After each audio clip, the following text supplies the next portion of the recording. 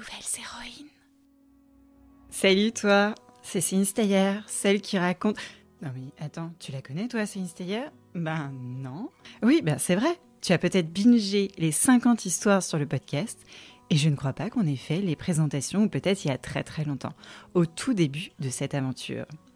Donc, tada, c'est moi, Céline Steyer, la voix qui te raconte tous les mercredis l'histoire d'une nouvelle héroïne. Alors, je suis maman de 2 petites filles que tu as déjà dû entendre dans quelques histoires. Nouvelles héroïnes.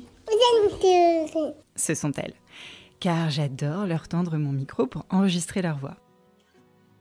Donc, tout avait commencé un long soir de confinement, lorsque j'avais pris le livre Les culottés de la géniale Pénélope Bagieux dans ma grande bibliothèque pour le lire à ma fille. Et just like that, est née cette incroyable et un peu folle idée, avouons-le, de lancer le podcast. Bon, je ne suis pas là pour te raconter l'histoire du podcast, mais plutôt mon histoire à moi. Et oui, mon histoire commence avant que je voie le jour, comme beaucoup tu me diras, quand j'étais encore escalope panée dans le ventre de ma maman. Mon histoire commence donc dans le ventre de ma maman, quand une de mes mains décida qu'elle ne voulait plus grandir. Un peu comme Peter Pan, mais ça n'avait rien d'imaginaire, c'était bien réel. Alors, quand mes parents firent ma connaissance à la sortie du ventre de maman, ils furent heureux et quand même un peu surpris, parce que dans les années 1980, il n'y avait pas d'appareil suffisamment précis pour les prévenir que mes 2 mains allaient être différentes. Une petite à gauche avec 5 tout petits doigts un peu tordus, et une grande à droite avec 5 doigts fins et longs. Un brin rebelle cette main gauche. En termes médicaux, il s'agit d'une agénésie, comme l'absence de formation d'un membre. Si tu as écouté l'histoire de Solène Piret, la championne du monde d'escalade, ce terme ne t'est pas vraiment étranger. Si ce n'est pas le cas, cours l'écouter après celui-ci. C'est un des épisodes coup de cœur 2023. Quand je suis née, mes parents étaient donc inquiets que je ne puisse pas vivre comme les autres enfants. Alors ils m'ont emmenée voir des médecins qui leur ont dit « Ne vous inquiétez pas, votre fille a la pince ». Un peu pince sans rire ces médecins, car je ne suis ni un homard, ni un crabe. Ça voulait juste dire que je pouvais attraper tout ce que je voulais avec ma main gauche. Cette information bien intégrée dans l'esprit de mes parents, ces derniers m'ont laissé grandir sans contrainte. Sans « Attention Céline, tu vas tomber !» ou encore « Tu ne peux pas y arriver à cause de ta main ». Alors à 4 ans, j'ai coupé ma viande avant mes copines. J'ai chaussé mes premiers skis avec un seul bâton à droite et dévalé tout chusse, et quand même un peu en chasse-neige, les pistes vertes. Et devine quoi, je ne tombais même pas au tire-fesses. Vraiment, j'avais la classe. Pas à Dallas, car j'habitais Mulhouse, en Alsace.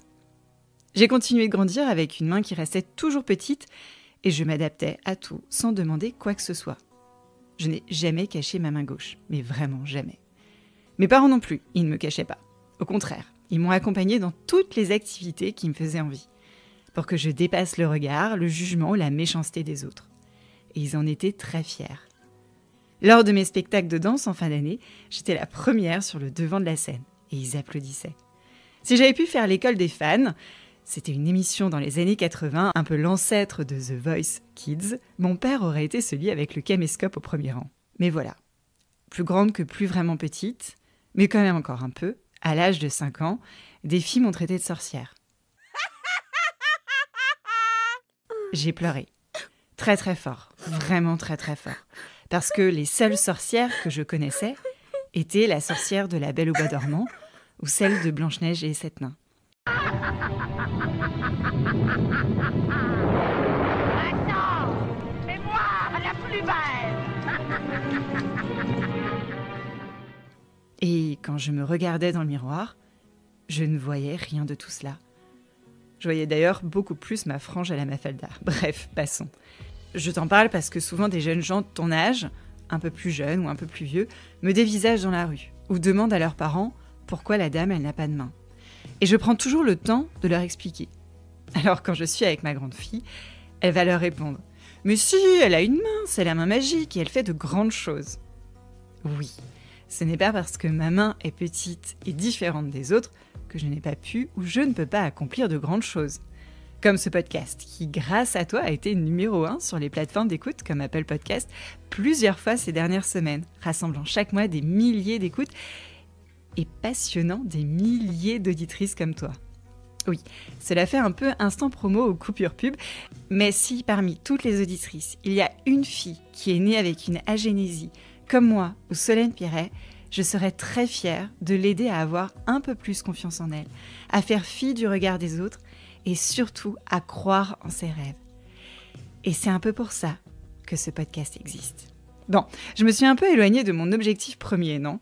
Mais tu sais, j'ai facile 3 fois ton âge, alors il en faudrait des épisodes pour te conter cette surprenante histoire de sorcière à la main magique. Alors, gardons un peu de suspense pour de futurs épisodes sur le podcast.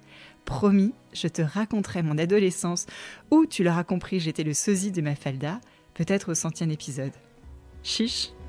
Nouvelles héroïnes.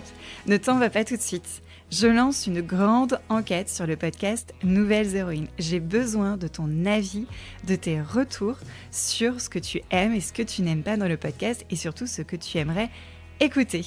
Alors, j'ai mis le lien dans la description de l'épisode. Évidemment, si tu as aimé cet épisode, mets-moi plein d'étoiles et un commentaire plein de love sur Apple Podcast, comme Lola qui a posté qu'elle voulait être une héroïne comme Angèle. Parle-en autour de toi et surtout, abonne-toi à ta plateforme d'écoute préférée pour ne rater aucun épisode. Ton soutien est ultra précieux pour poursuivre ce podcast. Aussi, si tu as une question à poser aux nouvelles héroïnes, laisse-leur un message sur le répondeur. La suite à la prochaine histoire. XOXO. Nouvelles héroïnes.